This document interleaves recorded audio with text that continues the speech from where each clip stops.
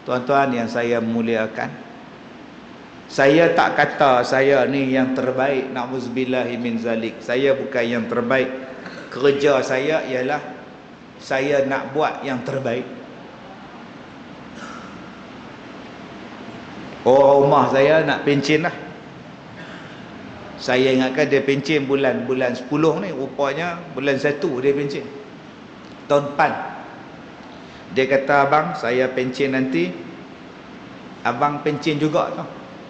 Abang tak payahlah ceramah lah, duduklah di rumah, kita buat kebun, kita bercucuk tanam, berkebun, bela ayam, bela itik.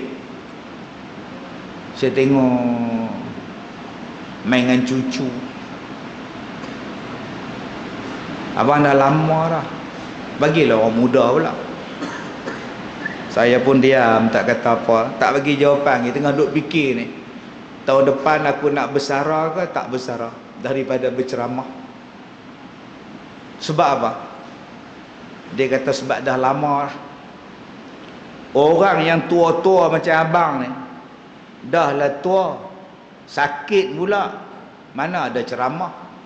Pagi tadi saya ceramah dekat dengan Tampin, Puspen Tampin. Malam ni dengan tuan-tuan. Besok saya di Ipoh, di sekolah. Malam besok saya di Bagan Serai. Pukul 10 pagi hari Khamis saya dekat Kuala Lumpur dengan PPZ. Malam saya di Putrajaya, Forum Perdana Ehwal Islam. Mari hari Jumaat saya dekat Madrid. Malam dia saya dekat Bagan Datuk. Hari Sabtu 18 buah bas melawat sekolah saya. Malamnya di Pulau Pinang. Berjalan satu Malaysia berjalan tuan-tuan. Dia kata, abang rehat lah. Agak-agak ustaz, berapa juta dengar ceramah ustaz? Tak tahu. Tak tahu. Tak pernah kira. Berapa buku dah ustaz tulis? 35 buah buku. Berapa siaran televisyen ustaz? Tak tahu. Saya pun tak ingat. Yang saya ingat kalau dah jodoh. Ada orang kata kalau dah bodoh, kalau dah jodoh, forum perdana, pencetus ummah, da'i lah, apalah, semua dah. Berapa ratus kali dah ustaz ceramah? Tak tahu. Sampai mana ustaz ceramah? Australia, New Zealand, Jepun, Brunei, Singapura, Australia, Mesir, Arab Saudi, Jordan, Thailand, Vietnam. Banyaknya. Banyak pahala ustaz? Dok, saya tak banyak pahala. Habis tu, siapa yang banyak pahala? Saya ni anak yatim. Bapa saya meninggal tahun 73. Saya ni anak yatim, anak orang susah. Mak saya mengajar Quran. Daripada rumah ke rumah, mengajar dewan ke dewan, surau ke surau, mengajar Quran. Tampung 7 anak-anak yatim. Saya anak bongsu 7. Masa bapa saya meninggal, umur saya 8 bulan. Bila saya belajar, saya masuk Ma'had Tahfiz Al-Quran. Saya masuk Ma'had Tahfiz, saya dapat bantuan zakat RM250 sebulan. Saya telefon mak saya, mak tak usah bagi duit dah mak, saya dah dapat beasiswa, dapat allowance 100 duit poket, 150 duit makan. Mak tak payah fikir apa-apa mak, saya dapat zakat mak, syukur pada Allah mak. Saya pun kerja saya hafal Quran 2 tahun setengah habis.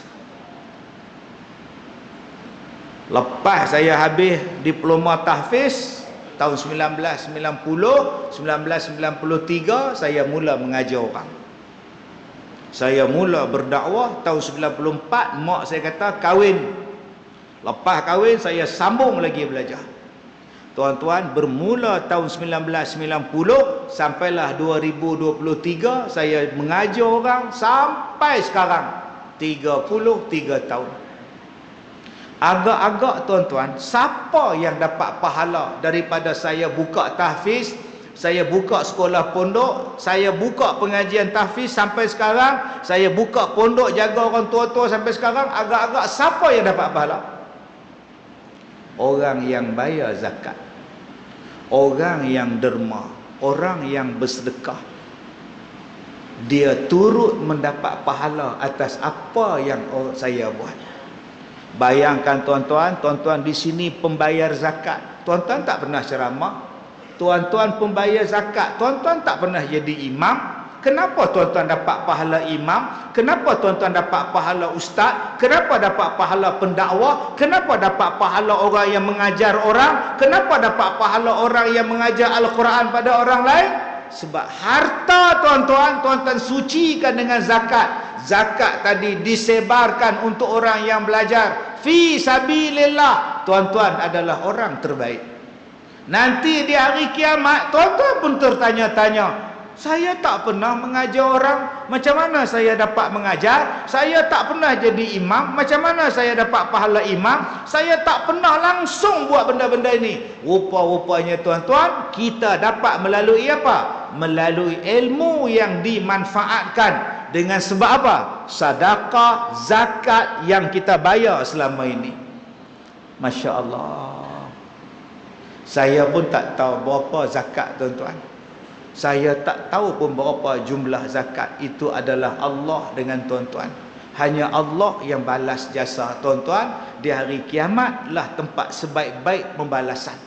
Jadi tuan-tuan, kalau nak jadi orang terbaik, tak payah jadi imam, tak payah jadi penceramah pun tak apa.